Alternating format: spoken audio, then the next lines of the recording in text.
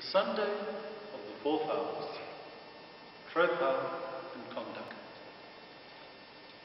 Through faith you justified the forefathers, betrothing through them the church of the Gentiles. These saints exult in glory, for from their seed came forth the glorious fruit, she who bore you without seed. So by their prayers, O Christ our God, have mercy on us. A reading from the Epistle of St. Paul to the Colossians. But when Christ revealed, and he is your life too, you will be revealed with him in glory.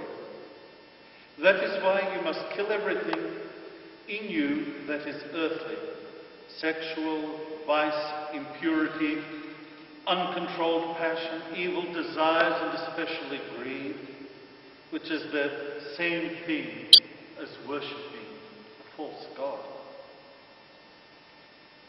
It is precisely these things which draw God's retribution upon those who resist.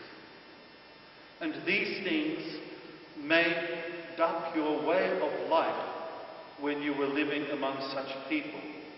But now you must all give up these things: human anger, hot temper, malice, abusive language, and dirty talk. And do not lie to each other. You have stripped off your old behavior with your old self, and you have put on a new self, which will progress towards true knowledge.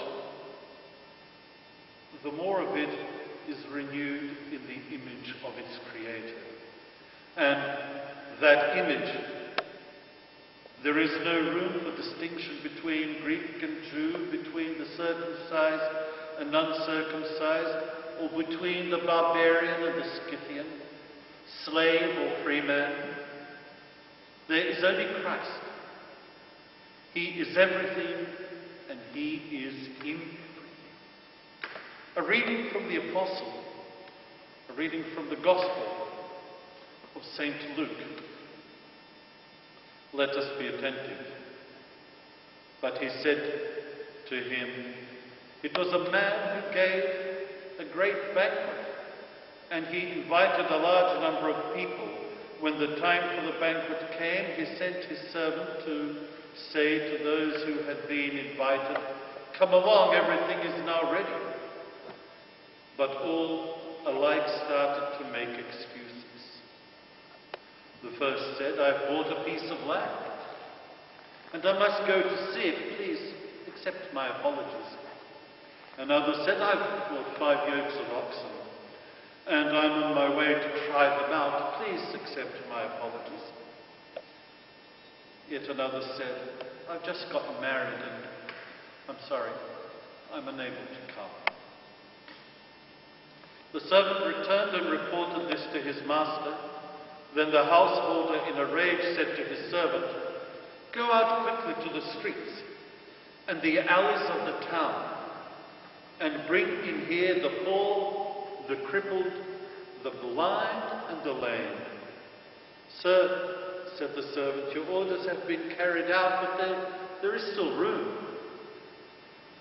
Then the master said to his servant, go to the open roads and to the hedgerows, and press the people to come in and make sure that my house is full.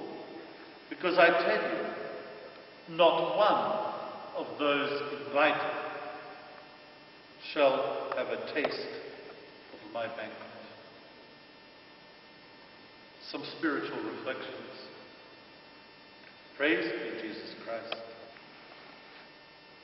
2 Sundays before Christmas, we celebrate the Sunday of the Forefathers, and then next week we celebrate the Sunday of the Fathers of the Church. The Forefathers are the ancestors of Jesus. The tropa of the feast says, by your faith you justified the forefathers, when through them you betrothed yourself to the church. The saints boast in glory that from their seed there is a glorious fruit, even she that bore thee seedlessly. By their prayers of Christ our God, save our souls. We note that the Gospel says that the king, who was not particularly impressed when he saw people, all had excuses why not to come to celebrate with him. The theme is much the same as was the theme on the feast of St. Nicholas, on turning away, and we as Christians simply may not do this. I would really love to, you know that, but I just can't. I've been too busy at work, I've bought a new car, and a myriad of other excuses, and that's all they are. Excuses why not to love. We live in a post-Christian era, in a world that has once again become totally immersed in consumerism. For this reason, we look at the faith of the forefathers for a solution to the question of living life and be faithful to God in a godless society, because that is exactly where they lived as well. They were not particularly loved in their day. They lived life surrounded by a materialist society, a world which had not known Christ yet, but which had already rejected God and love. People replaced God with their ego and their selfishness. We too live in a similar and even worse situation. For 20 centuries after the birth of Christ, the world has once again resumed a consumerist, materialist lifestyle where there is little commitment and love. This has all happened before. For this reason, we look again to the forefathers to look at the question of life.